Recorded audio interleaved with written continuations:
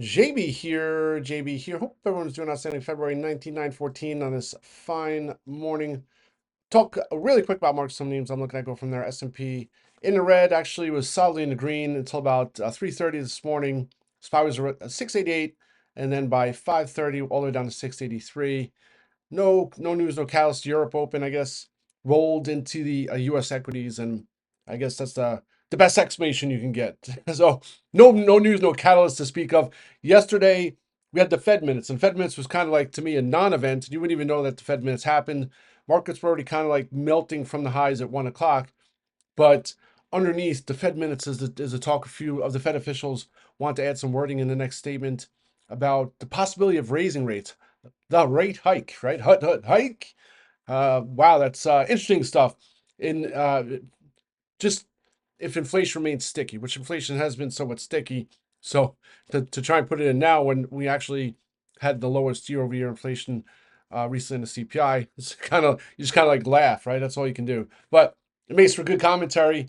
I always kind of I look at it too. It's like it's good to have all scenarios out on the table. So if they do go out and have the possibility of having to raise rates, then it's not out of left field, right? It's been kind of rumored out there. So anyway, outside of that, not much in the way. Catalyst this morning, weekly jobless claims, which seem to have at first in September, October, seemed to be gaining some attention. Now, somewhat of a non-event as well. And it's why we get PCE data. So the preferred gauge of inflation for the Fed. So hopefully that's just in line. And like I've been saying this week, it's kind of like the market has its training wheels off, right? See how it trades on its own merits. And right now it's kind of been choppy. I mean, we've rallied the last 2 days. Well, rallied yesterday. Tuesday's action was little on edge, right? Barely in the green. To yesterday, stronger, although from 1 o'clock on, not the best kind of action. Not only that, the VIX remains elevated. So to me, you want to see kind of the VIX tick down away from that 20 handle. We're at 2050 right now. So historically speaking, that's relatively high. Don't want to see the VIX hang around the 20 handle for too much longer. But anyway, that's kind of overall markets. Today's the day of earnings, and if we I used the the imagery this morning on the watch list about the software crash, whatever they're going to name it. It's the software sell off. I don't know what it's going to be called when we look back months from now. But at some point, you're hoping that the dirt is being thrown on the grave of these software names, and then we can move on. Uh, Yesterday was kind of a day where we said, okay, maybe the start of something. So a lot of names in the green, even if they're just up 1-2%. Some of the other names, Shopify, I'll talk about in a minute, names that were kind of thrown out with the software names that shouldn't have. So some over or major outperformance relative to those names. So that could be a sign. Today, I think will be another round of indication of if this is kind of over. And this morning, Lemonade, right? I mean, here's a name, great story, all the way up near $100. To me, it has. If there's, I wouldn't say it's not related at all, zero correlation, but it should be a minimal correlation to the software names. Meanwhile, the stock is off 30-some% from its highs, and that here's earnings this morning, a monster beat and raise. The stock is up, and I think it has to have a $9 implied move. So $9 implied move for the options. I think 74.23. So in regards to the option premium, so for it to have a move more than that, you make money on the calls and puts, up or down, right? Less than that, the premiums are going to be somewhat flat.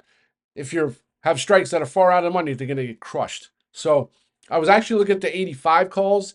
They looked interesting on a risk reward basis. Thankfully, I didn't pull the trigger on those. I mean, we'll see. Maybe those we have 2 days expiration, so maybe those will play out.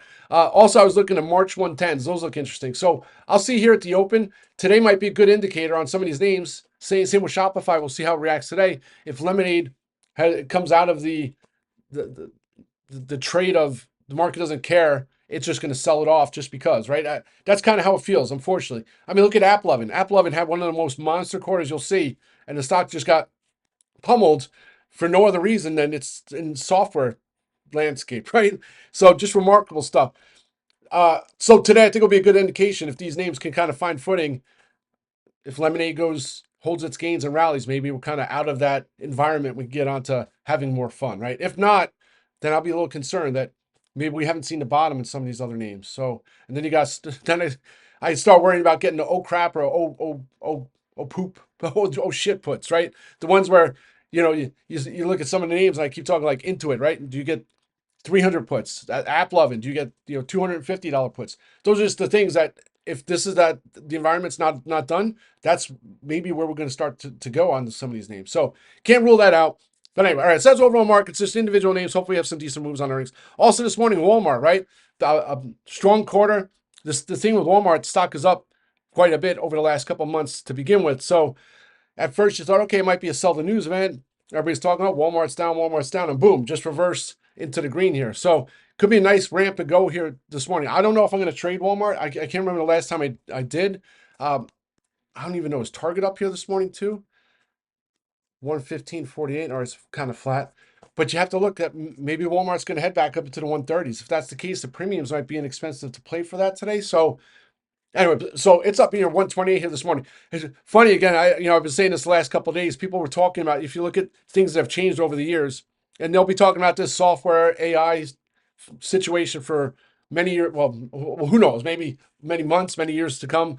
Uh, Same with the brick and mortar. I mean, I should say it feels like just yesterday, but it seems like that when we talked about brick and mortar names. It used to be all everybody talked about how Amazon just eating everybody's lunch. All the malls were going disappearing and what have you. And now you fast forward however many years it was from that discussion, and Walmart's at all-time highs, just doing phenomenal. So it just kind of goes to show if you're able to adapt and change, not only can you survive, you can thrive. So, all right, so that's Walmart. All right, so that's individual names, overall market, and some individual, just names that I traded. So yesterday, Shopify, right? I'm again back on that theme, but talking about this name is kind of oversold for no other reason than just because, right? And even after its monster earnings, same with Apple and Shopify, monster report, right? Uh, Start to show signs was going to bounce into earnings, and then earnings got destroyed. And even the next day on earnings, it's getting upgraded. The stock is gapping in the pre-market, and it got sold off again. And now finally, it's showing signs. It rallied on Monday, rallied on Tuesday. Big day yesterday, up 7%. And we'll see what happens here today. So, at some point, instead of staring at the name bouncing and thinking at some point it's going to have a huge bounce, I've got to get the calls. So, like that swimmer trying to get accustomed to the water, nibbled some spec lottos on Shop. Within an hour, it was up near 125, locked some of the calls in to cover some costs. And then I held the rest. Shorts gapping down a little bit here in the pre-market. If find some footing, I think it could be a day number 4 of a rally. So if it shows signs of continuation, I might look for some strikes into next week. 200-day moving average, which is where it was after on its earnings day, 138.31. Don't be surprised if I look for some calls to trade for a move up there on Shopify. And then Reddit, right? Reddit's got the picture. It's had the picture for the last couple of days. Been waiting for this one, like I always am, for a monster move. Finally looked like it was going to show some signs. I got those spec lotto calls on Tuesday. Was it Tuesday? And then yesterday morning, it opens at 140. Boom, off to the races, all the way up to 147. Used the move to close some of the calls out for whatever percent, held the rest. And then it went on to trade in the tightest range. I think it's traded in recent memory for the next 6 hours, right around 146. Didn't break under 146, didn't break above. Actually, I think got to 147. So with 2 days left to expiration, I didn't want to be a spot with the stock of $13 out of the money, or at least for my expiration, for the premiums to get crushed, because all it would take is a couple dollar move to the downside. So I closed the last of the calls out. Sure enough, end of day, last 2 minutes a day gets into to the highs of the session to 148. It's dipping here in the pre-market. Was it 146? 147.15. So it's not down too much. It closed at 147.46. Still will be watching this one for some possible spec calls. Maybe the 150s right now that's down here. If it has a dip after the open, finds some signs that maybe it's going to reverse course. You know my thoughts there on Reddit. Similar to a name, it's like I get the Reddit, not get the Reddit sell-off. I still think it's a $300 stock. Market says otherwise. All right, so that's that. End phase, right? Disappointing day.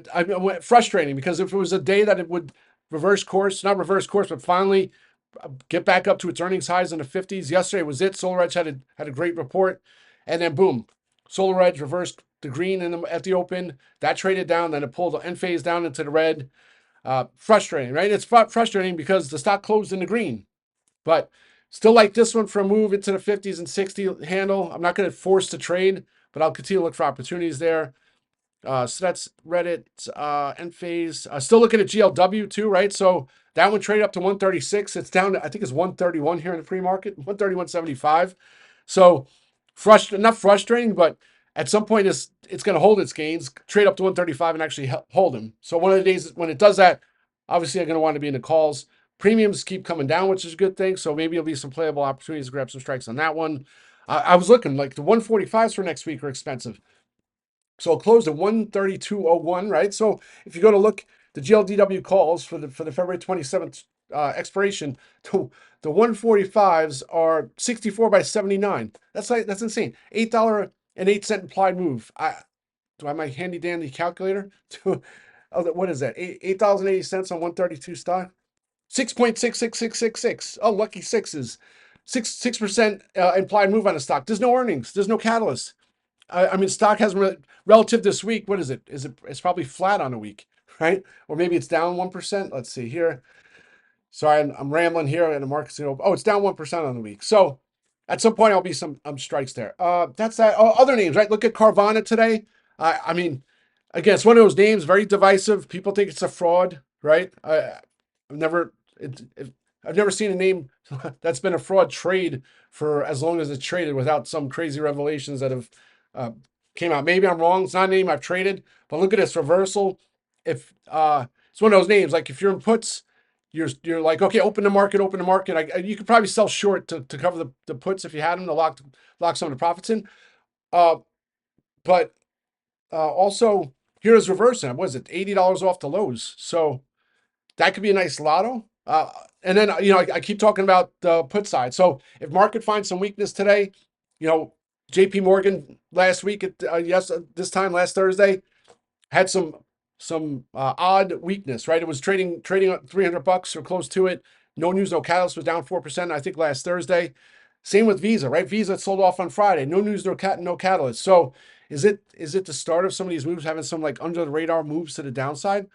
If that's the case, being in the puts, obviously will pay a lot with the premiums not pricing that in whatsoever. Not only that, if the market does have weakness, they can provide some hedge protection. So don't be surprised if you see me nibble some. I think the 310s on Visa, I think they're 33 cents. They won't open at 33. It's down $2.50 here in the pre-market. All right, so have a great day, folks. I'll be back to rock and roll.